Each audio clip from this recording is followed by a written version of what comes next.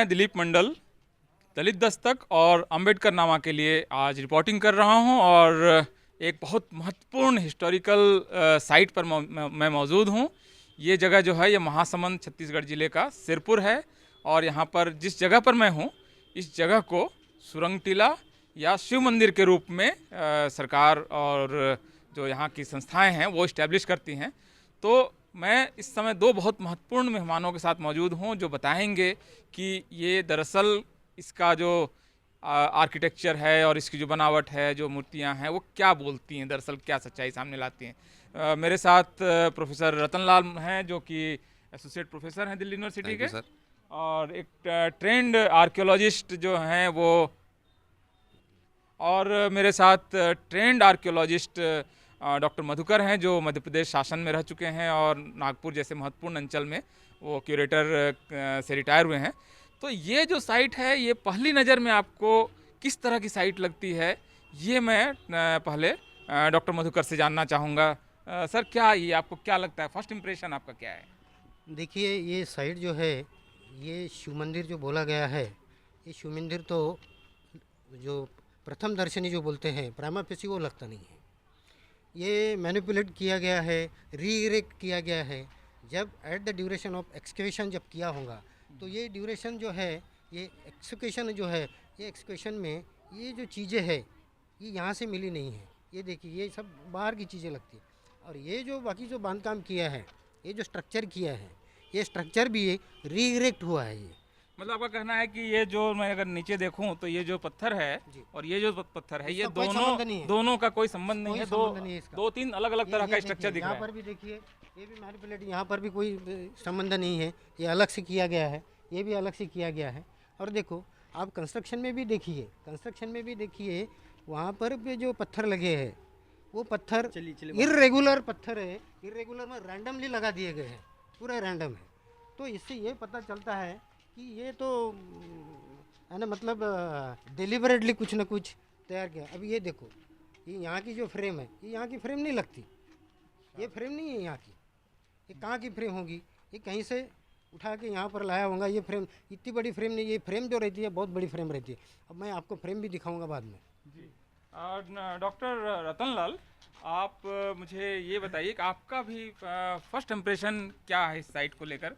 क्या आप देख रहे हैं यहाँ पर? देखिए, मैं कल से हूँ और मैं वहाँ पे जो पोर्ट है वहाँ गया हूँ, वहाँ जो टेंपल है वहाँ गया हूँ, और कोई भी आदमी, मैं चुनौती दे रहा हूँ आपके इस प्रोग्राम के माध्यम से कि दुनिया के किसी आर्कियोलॉजिस्ट को बुला लें और वो कह दें कि ये बुद्धिस्ट आर्किटेक्चर नहीं है। बुद्ध की मूर्ति साफ साफ दिख रही है और यहाँ मैं आपको इसी स्ट्रक्चर में दिखाऊंगा कि बुद्ध की मूर्ति को टिका करके आप जो है उसको विष्णु और शिव बना रहे हैं और बहुत सारा कुछ इसमें हेर फेर हो रही है। आप गौर कीजिए, यहाँ नज़दीक में लाइए, ये कोई भी कह सकता है कि ये बुद्ध नहीं है। इधर भी बुद्ध बने हुए हैं, यहाँ भी बुद्ध बने हुए, इसमें टीकाकरण ये किया गया है। तो ये मैं कह रहा हूँ कि हिंदू ये धर्म की राजनीति है। और इनक्रोचमेंट जो है ये ब्राह्मण धर्म का प्राण है। ये सब जगह से कुछ ना कुछ ले लेते हैं।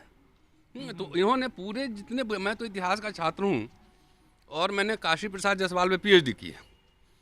उन्होंने श्री रामेश्वर धाम पे एक लेख लिखा था, उसमें उन्होंने कहा है कि बुद्धिस्ट वहाँ जो शैतान बोल के जो चपत लगवाते हैं वो बुद्धा है। अगर आप गया में जाएं, कुर्गिहार में जाएं, तो वहाँ पे वो बुद्धिस्ट आर्किटेक्चर है। वहाँ ऊपर से इम्प्लांट कर दिया गया है टेम्पल और उसमें राम सीता हनुमान बैठा दिए गए हैं। तो ये साफ साफ अगर कहिए तो विरासत की डकैती है। और चाहिए कि चाहे बौद्धों को अपने जो विरासत है उसकी वापसी का, बुद्धा की घर वापसी का, बुद्धिस्ट आर्किटेक्चर के घर वापसी का ये आंदोलन करना चाहिए। और यहाँ के जो आदिवासी हैं उनके भी देवी देवताओं को इनक्रोच कर लिया गया है, तो उनको भी घर वापसी का आंदोलन यहाँ चलाना चाहिए। क्लियर कट ये बुद्धिस्ट लैंड है, तो उसमें कई तरह का प्रोसेस समझना पड़ेगा और इसकी एक पूरी राजनीति है। ये मिटा सकते नहीं, इनके पास टेक्नोलॉजी नहीं था मिटाने का, और नहीं मिटा सकते हैं तो दबा दो, इसलिए हर जगह एक्सकवेशन होकर तब निकला है। जब निकल गया यहाँ पे तो जो वैकल्पिक आंदोलन था उतना मजबूत नहीं था कि इस पर अपना दावा ठोक दे। ठीक है, तो कुछ नहीं है तो मिला लो, तो एसिमिलेशन का ये प्रोसेस है, इसलिए आप देखेंगे बुद्धिज्म के जितने रिमेन्स हैं, जितने सिंबल्स हैं, सबको एसिमिलेट कर लिया। ट्राइबल कल्चर्स को देखिए आप, जितने अब मदर गॉडेसेस हैं, चाहे कामाख्या हो, चाहे डोम्बिनी हो, चाहे कोई भी हो, तारा हो, सब कुछ है, तो सबको टीका लगा लगा के एसिमिलेशन का प्रोसेस कर दिया गया। लेकिन ये 21वीं सदी है और ये क्लियर कट, अगर इस पे अब समाज नहीं जगता है, ये विचारों की डकैती एक तरह से इसको कह सकते हैं। नहीं, ये बहुत महत्वपूर्ण है कि जिस तरह से आर्कियोलॉजी भारत में चली है, खासकर अयोध्या में भी हम देखेंगे जो हुआ है, तो एक तरह से फिर से बहुत यूनेस्को की निगरानी में और इंटरनेशनल एक्सपर्ट्स की निगरानी में इनको री एक्सकवेशन और एक तरह से इनको एनालाइज करने की शायद जरूरत है। कोर्ट की तरह, कोर्ट की तरह एडिशन करना चाहता हूँ थोड़ा सा। ये एडिशन है कि देखो, हम जो हमारा इतिहास अभी लिखेंगे, हम इमोशन पर नहीं जाना है, क्या है